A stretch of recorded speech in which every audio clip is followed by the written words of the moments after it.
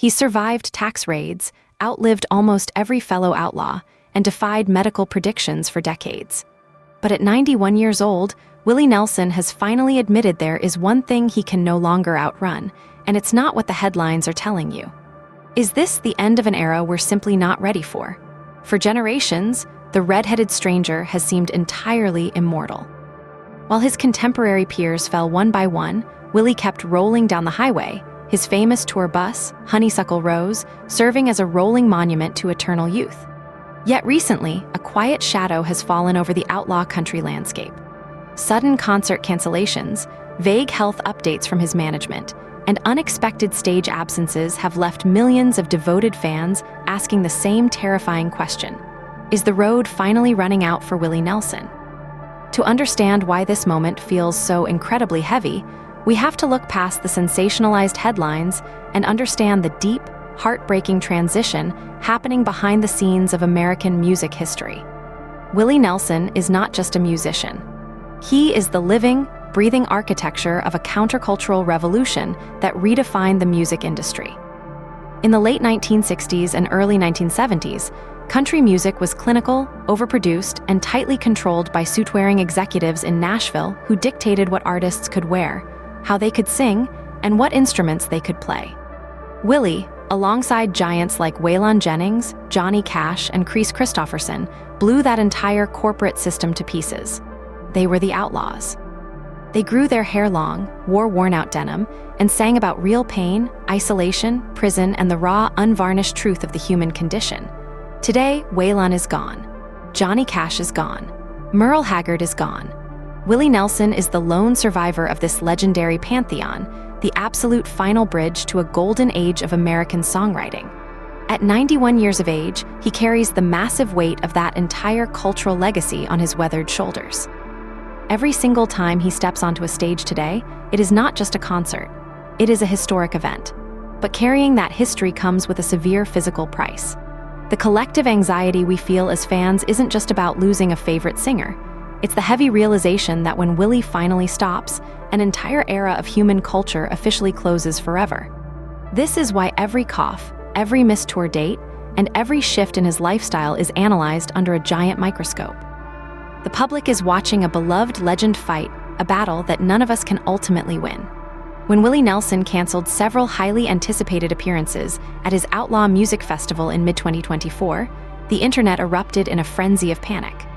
Rumors swirled that the end was imminent, that the great highwayman was preparing for his final curtain call. But those who truly know Willie's story understand that his physical battle is far more nuanced than a simple headline can capture. In fact, if you think his lungs or his heart are the biggest threats to his touring career, you are looking in entirely the wrong place.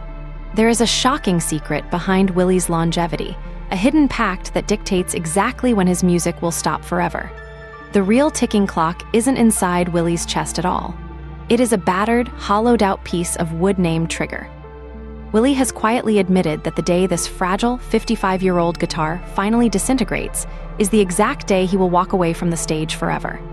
And right now, Trigger is hanging on by a thread. This legendary instrument, a 1969 Martin N20 nylon string classical acoustic guitar, is just as famous as the man who plays it. The story of how Willie and Trigger came together is the stuff of pure musical myth.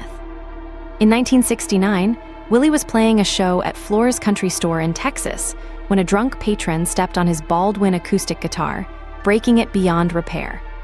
Devastated, Willie sent the wreckage to a luthier in Nashville named Shot Jackson.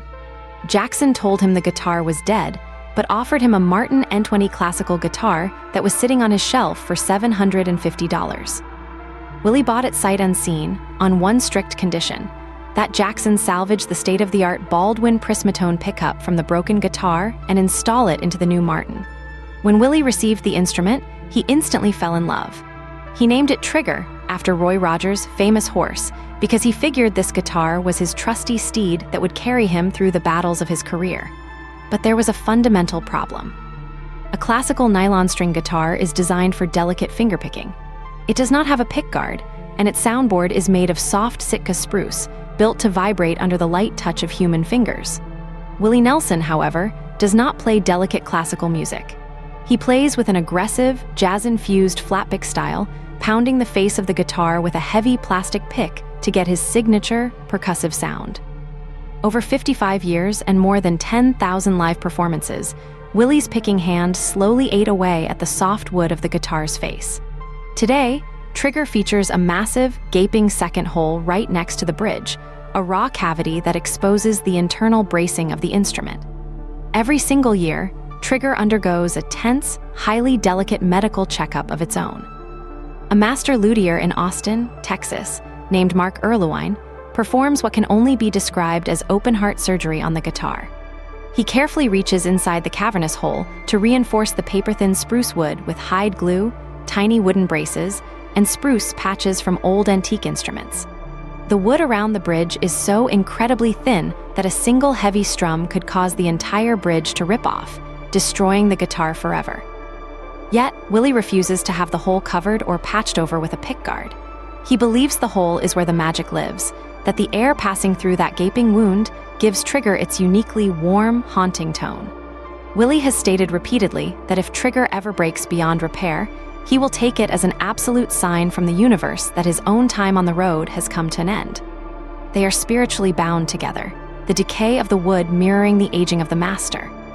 But why does Willie keep pushing himself to tour at 91 years old? Why not retire to his beautiful, peaceful ranch in Luck, Texas, or his stunning estate in Maui, Hawaii? The answer lies in the deep, psychological philosophy of the outlaw spirit. For Willie Nelson, the road is not a job. It is a literal life support system. There is a well-documented physiological and psychological phenomenon where elderly individuals who suddenly retire from their lifelong passions experience a rapid, devastating physical decline. The mind and body require purpose to survive. For Willie, singing his songs to thousands of adoring fans is the ultimate medicine. The vibration of the acoustic guitar against his chest, the mental agility required to improvise his complex, behind-the-beat guitar solos, and the sheer energy of a live audience keep his synapses firing and his heart beating. He has lived his life on stage, and the thought of sitting quietly in a rocking chair is, to him, a fate worse than death itself. However, the reality of touring at 91 requires a massive, coordinated effort to protect the aging legend. This is where his family steps in to share the burden. His son, Willie Nelson, a phenomenally talented musician in his own right, has become Willie's primary shield on the road.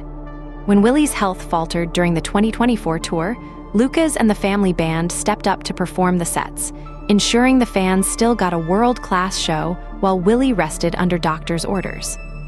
When Willie is on stage, Lucas is right there beside him, taking over the demanding high vocal harmonies, filling in the musical gaps, and carrying the physical weight of the performance so his father can focus on what he does best.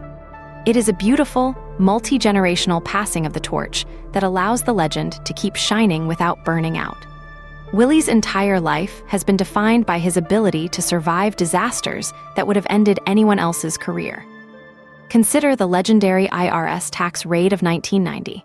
The federal government seized almost everything Willie owned to pay off a staggering $32 million tax debt. They took his houses, his recording studio, his gold records, and his personal memorabilia. But they did not get Trigger. Sensing the impending raid, Willie had his daughter, Lana, sneak into his home, wrap the precious guitar in a sleeping bag, and ship it to Maui, where it was hidden in a secure location. Willie famously told the press that the government could take his land and his money, but they would never touch his guitar. Decades earlier, on Christmas Day in 1969, Willie's home in Tennessee caught fire and burned completely to the ground. Rushing back to the blazing inferno, Willie didn't try to save his furniture or his clothes. Instead, he ran directly into the smoke and flames to rescue two specific items: a guitar case containing Trigger and a brown paper bag containing a pound of premium marijuana. These stories aren't just colorful anecdotes. They are proof that Willie Nelson's priorities have always been entirely pure. His music and his medicine are the two pillars that have sustained him through 91 years of turbulent American history. As we look at the landscape of modern music, we must realize that Willie Nelson's eventual departure from the stage will represent the absolute final chapter of a specific kind of American heroism. He is the last man standing from a brotherhood of giants. Waylon Jennings passed away in 2002. Johnny Cash left us in 2003. Merle Haggard died in 2016. Now Willie stands alone, a singular colossus carrying the memories of his fallen brothers. His continued presence on the road is a defiant tribute to their memory, a declaration that the outlaw spirit cannot be tamed by age, illness, or the passage of time. So, is Willie Nelson finally done? The answer is a resounding no, but the way he toured, the way he sings, and the way he plays has fundamentally changed. He is not quitting because he is tired, he is adapting because he must. It is a slow, graceful, and heroic sunset. The next time you hear the unique, woody bark of Trigger and the warble of Willie's voice singing about being on the road again, listen closely. You are listening to a miracle of survival, a beautiful defiance against the dying of the light.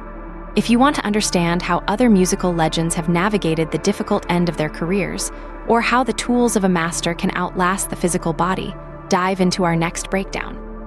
The stories of these creative giants remind us that while the physical body may falter, the art we leave behind remains utterly immortal.